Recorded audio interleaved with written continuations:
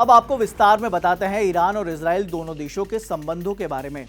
एक समय था जब ये दोनों देश काफी अच्छे दोस्त हुआ करते थे। दोस्ती ऐसी कि ईरान इजराइल को मान्यता देने वाले देशों में तुर्की के बाद दूसरा मुस्लिम देश था।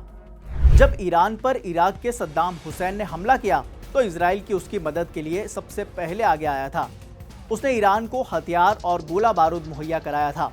लेकिन फिर अचानक ऐसा क्या हो गया कि इन दोनों देशों के बीच एक दूसरे के अस्तित्व को खत्म करने पर अब लड़ाई छिड़ी हुई है। इसकी शुरुआत साल 1979 में हुई।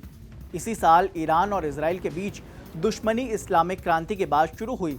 इस क्रांति के पहले ईरान पश्चिम एशिया में इजराइल का एक प्रमुख सहयोगी था।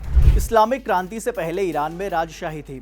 शाह मोहम्मद रजा पहलवी के शासनकाल में ईरान और इजराइल के बीच आर्थिक, सैन्य और कूटनीतिक संबंध बहुत मजबूत थे। लेकिन साल 1979 में आयतुल्लाह रुहुल्लाह खुमैनी की अगुवाई में ईरान में इस्लामिक क्रांति हुई।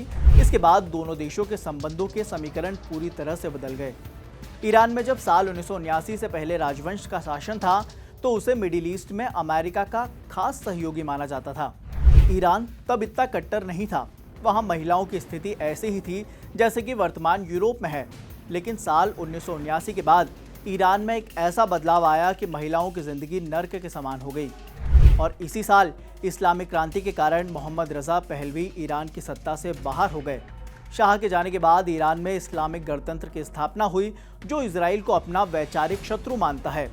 ईरान की सत्ता संभालने के बाद आयतुल्लाह खुमैनी ने इजराइल को इस्लाम के दुश्मन के तौर पर पेश करना शुरू किया।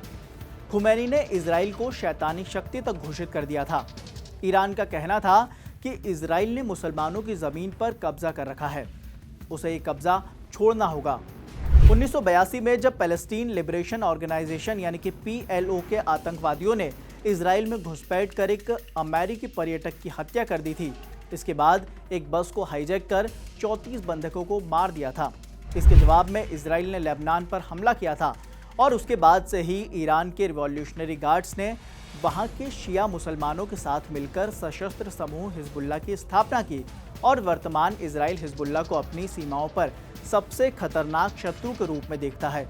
हिजबुल्लाह की स्थापना के बाद कई इस तरह की घटनाएं हुई जिसकी वजह से इजराइल और ईरान की दुश्मनी बढ़ती चली गई। जैसे कि साल 2002 में इजराइल को ये पता चला कि ईरान एक गुप्त यूरोपियन संवर्धन कार्यक्रम के तहत परमाणु हथियार बनाने की कोशिश कर रहा है। इससे ईरान ने इनकार किया। इजराइल ने अंतर्राष्ट्रीय समुदाय से तेहरान के खिलाफ कड़ी कार्रवाई का आग्रह किया।